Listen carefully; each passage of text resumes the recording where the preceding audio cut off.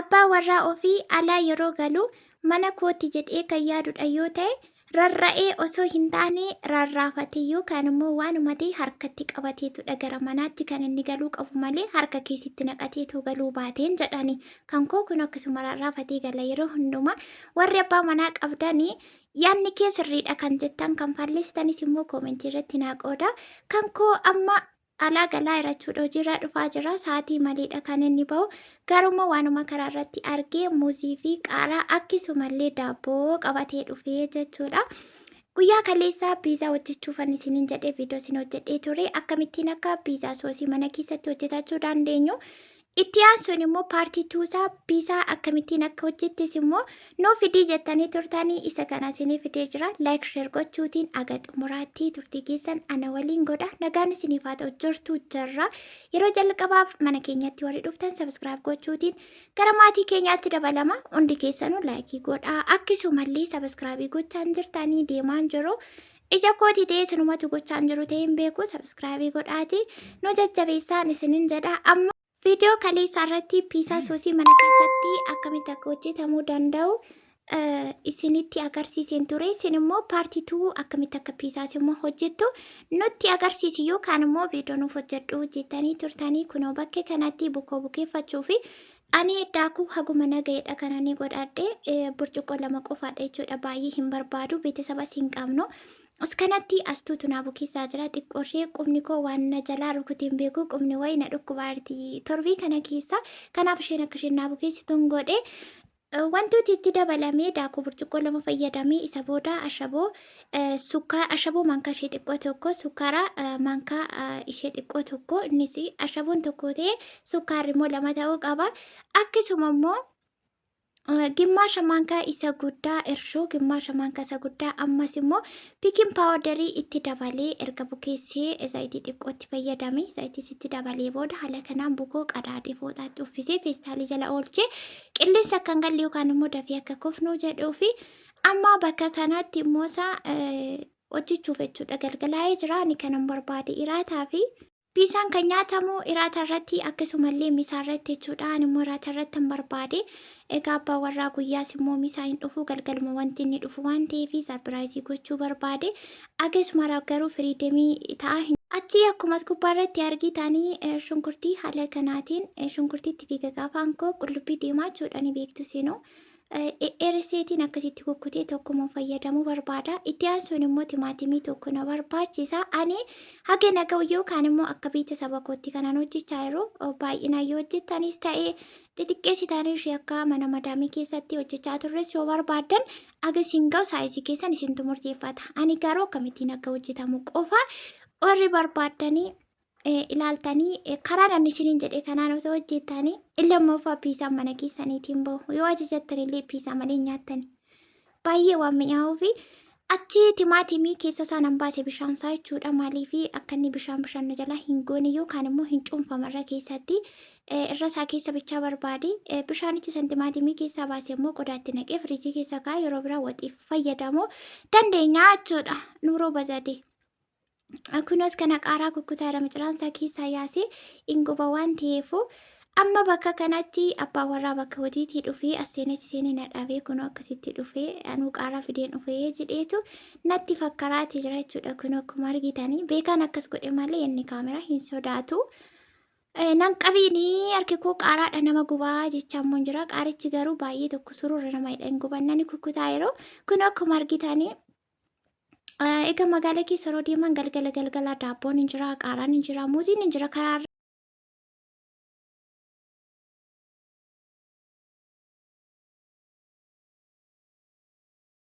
erga hanqaaquu irraa quncisee booddee kun waan ishee kana qirsi ishee kanan qaba kan ittiin buphaayyoo kaan immoo hanqaaquuttiin caccabsanii barbaadan xixiqqeessitanii kukkutuu dandeessu. Ani garuu serkilii yookaan immoo akka kanaatti kukkutachuun barbaade jechuudha. Akka filannoo abbaati inni kun murteessaa miti akka inni godhe kana gochuu qabdu siniin hin jedhu maaliif diizaayinii isin barbaachise irratti hojjetachuu dandeessu. Isheen kun qirsi hanqaaquu irratti baaste jechuudha. Kun akkuma argitan kukkutaa jira. Achiin booddee kunoo gosaan kana qopheeffadheeraa qaaraa, qullubbii, timaatimii fi hanqaaquu ergan qopheeffadhee booda bakka kanatti immoo giloovizii yookaan immoo isa guwaantii na barbaachise. Guwaantii kana buufata fayyaa deemtanii bitachuu dandeessu jechuudhaan jira. Biyya keenya keessallee ani garuu guwaantiidhaan hojjechuu baay'ee tokkoon jaalladha. Isa malee natti hin tolu. Garuu immoo achitti darbee ni kanan fayyadamu.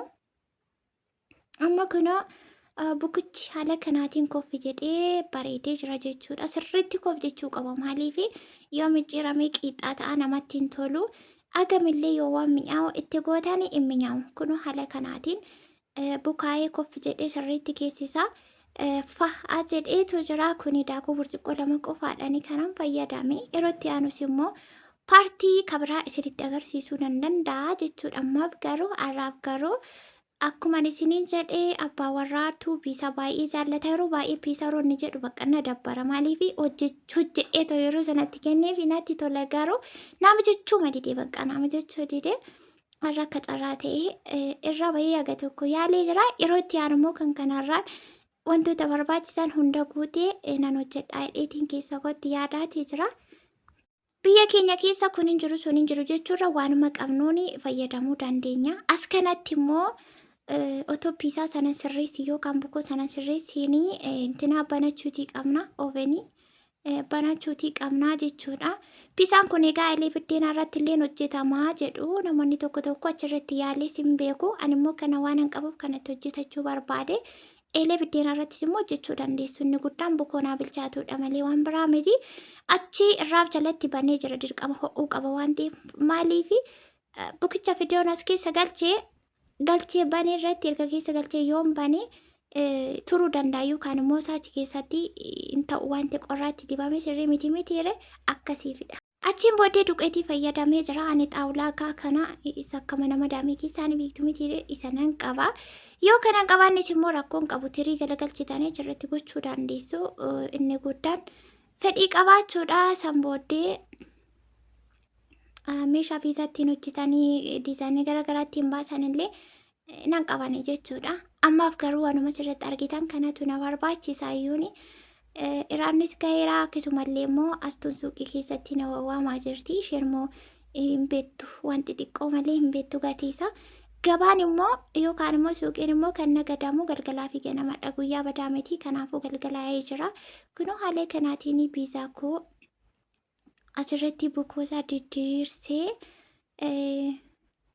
otoo isheen nawwaamin jechuudha. Viidiyoo ispiidirra kaa'ee jira. Isinitti yoo dheerate yoo ta'e keessaa kukkutuuf deema daqiiqaa 14 akkan argaa yeroo itti isiniif hangabaabsa jechuudha. Isaachuu laayikii godhaame laayikii godhaa.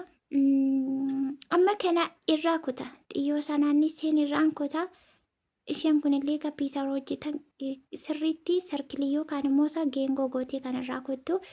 Ani ishee kana qaba haadul kaan hin qabne illee kutuu dandeessu yookaan halbee billaa fayyadamuuti dandeessu waan qabdaniin jechuudha. Dirqama wal fakkaachuu hin qabnu gaayis. Kan irraaf immoo hafeeraa isaa akkuma bashaasaa wayiittan tolchaa. Amma garuu piizaa tokkuma hojjechuun barbaadaani. Sababni isaa namni waan hin jirreefu sadii mataanii jirra. Achiin booddee haala kanaatiin kunoo isa kanaa jechuudha.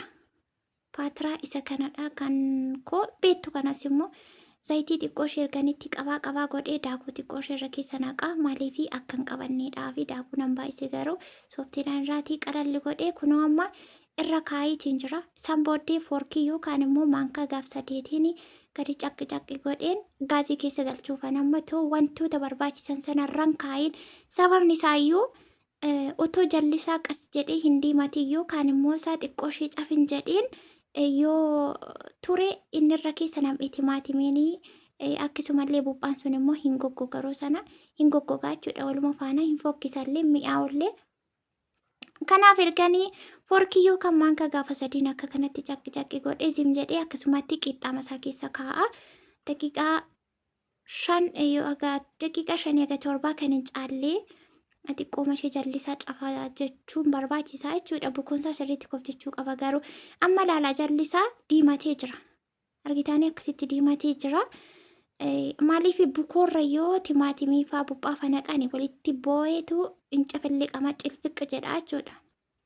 Akka inni na jalaa camallee hin barbaanne Achi bakka kanatti egaa soosii kan akkamittiin akkan hojjedhee isinitti agarsiisee jira. Baay'ee tokko minyaa baay'ee namatti tola. As keessaa wanti hafe yoo jiraate origaanoodha. Origaanoon biyya keenya keessatti ni jira jechuudha. Origaanoo immoo hin binne ani hin qabu. Yeroo itti aanu nan bitee anan hojjedha. Amma kaa kunoo ergan soosii irra naqadhee timaatimicha haala kanaan irra naqee hundumayyuu irra naqadhee xumuree kun immoo daaxxaayyuu kan qocqocaa isa jedhanii dhumee jirayyuuti xiqqoo jira. Firiijii keessa jira jechuudha kunillee. Qaaraarraa kan hojjetamu kunoo haala kanaan bareedee jira. Argitanii haala kanaan bareedee jira. Amma jallisaa cabsedhee bukoon sun jallisaa diimatee jira. Amma geessee irraaf jalattidha kananii baanu wal qixarraan kaa'aa jechuudha.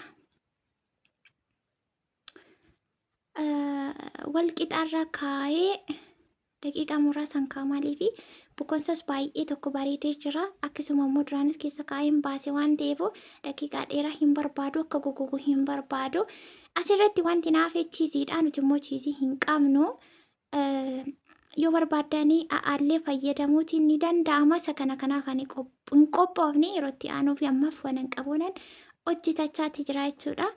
Achii fiisaan sun bilchaatee bukoo sarraa hafe immoo kunoo waanuma akka qursii bunaayyuun taa'ee jedhee fiisaa tokkuma jechuun barbaade akkasitti asirra kaa'ee diizaayinii akkasitti baasee nan kukkuta akkan baalchaatti akka ba'uu fi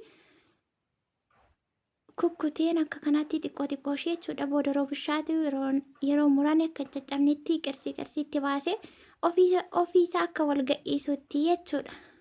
Bakka kanatti piisaan hojjetamee xumuramee nyaatamuu fi qophaa'ee jira. Faamiliin kun eeggachaa jiru. Asirratti yoo barbaadanii hanqaaquu cabsitanii baxabaxanis irra qabaa gochuu dandeessan immoo hanqaaquu akkasitti irra dibuu hin jaalla'u. Kanaafuu zayitii irra dibaa jira. Maaliif akka hanqaaqofne yookaan daaraa akka hin fakkaanne cululuqee bareedee akka bahuu fi akkasitti zayitii qabaa godhee geesse ovenii koo keessa giddeem godhee nan galchaa jechuudha. Kun akkuma argitanii iraatii baay'ee isa booddee akkuma as gubbaarratti argitan kanaanii ispiraayitii tokko biti jedhee birriirraa fuudheenis keessaa fichisiisee jechuudha. Qalliin akkasiin jiru ispiraayitii kana birrii